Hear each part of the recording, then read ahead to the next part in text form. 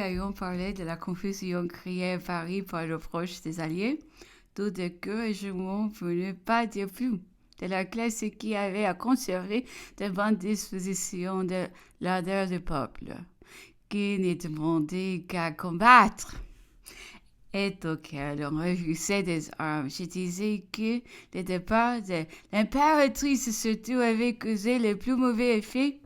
Je citais comme circonstance bien singulière l'instinct du roi de Rome qui, contre son habitude, se refusait obstinément à quitter le palais, pleurant et se retenant au meuble dont il fallut l'arracher.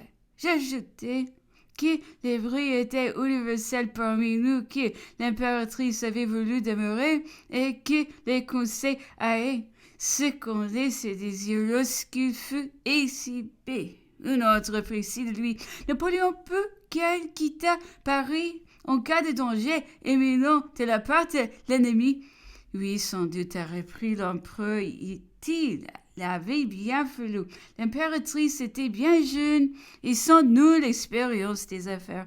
Si elle eût été capable de décisions personnelles, je se donnais une ordre toute contraire. Paris alors eût été son poste, mais je devinais les intrigues dont elle serait l'objet et je voulais empêcher à Paris ce qui est arrivé. Plus tard, Orléans, là ceux qui réveillons la régence et quand ayant gouverné sous elle, l'ont empêché de venir moi. Et tu sais ce que cela a produit.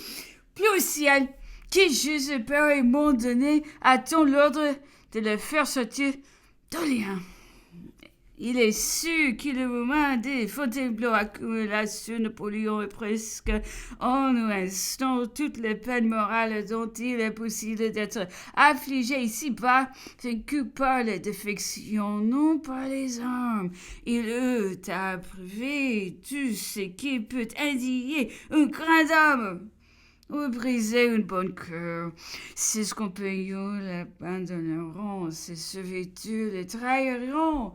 L'un livra son armée, l'autre son trésor. Ceux qui l'avaient élevé, nous comblés feront ceux qui l'habiteront. Ce Sénat qu'il avait tant loué, ce Sénat qui l'avait en cœur, lui fournissait à profusion des conscrits pour combattre les ennemis. N'hésite pas le lendemain de se faire le vil instrument de ces mêmes ennemis.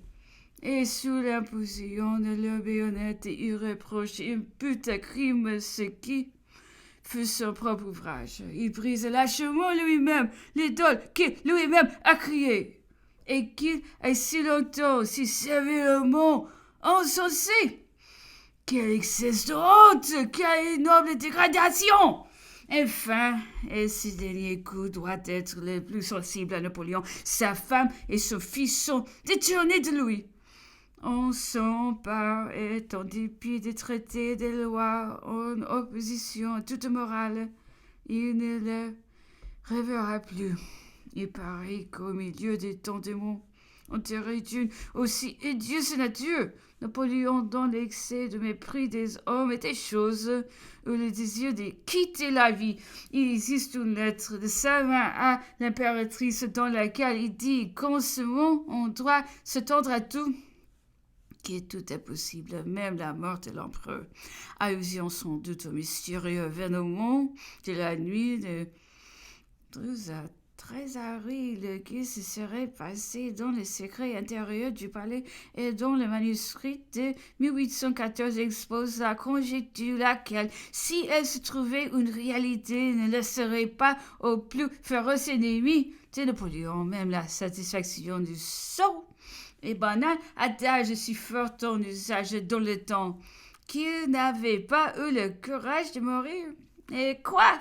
Il serait donc vrai, d'après le manuscrit, qu'au contraire, il ne l'aurait pas pu. Et cette circonstance merveilleuse ne serait pas le moins étonnante de son extraordinaire carrière, circonstance du reste qu'ennoblerait jusqu'au sublime cette belle parole lorsqu'ils sont rêvés inattendus. Dieu ne le veut pas. Et cette noble et comme résignation qui succéda de cet instant.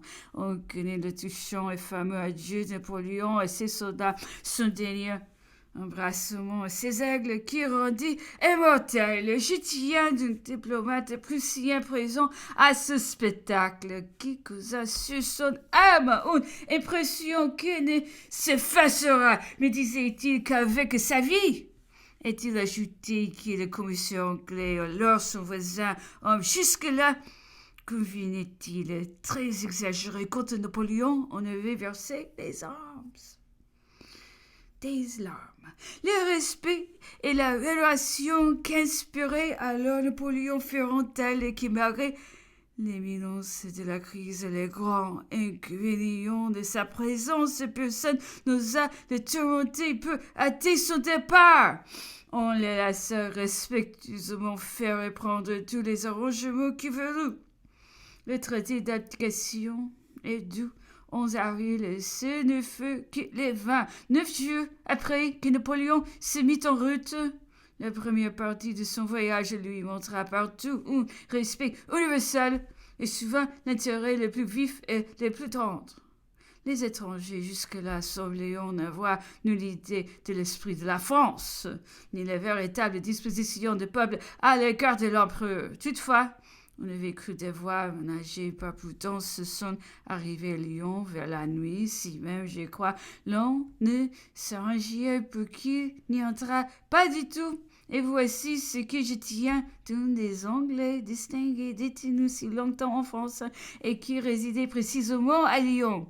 Le général autrichien et lui se feront un malin plaisir de se jeter déguisé dans la foule qui se pressait pour voir le passage du monarque déchu. Ils comptaient en jouir l'un et l'autre des imprécations qui supposaient devoir lui être prodiguées, mais à sa vue, il se fit le plus morne silence et une vieille femme endouée, bien tenue au-dessus du commun, l'air égaré, le visage en feu, se précipita sur le portier de sa voiture.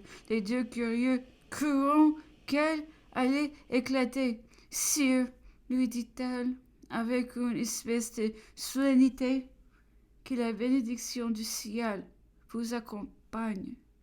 Tâchez d'être heureux si vous est possible. On vous relève à nous, mais nos cœurs vous suivront partout. » Le général ennemi, déconcerté, dit à son camarade: « Éloignons-nous, cette vieille folle m'importune, et tout ce peuple-ci n'est pas le sens commun. »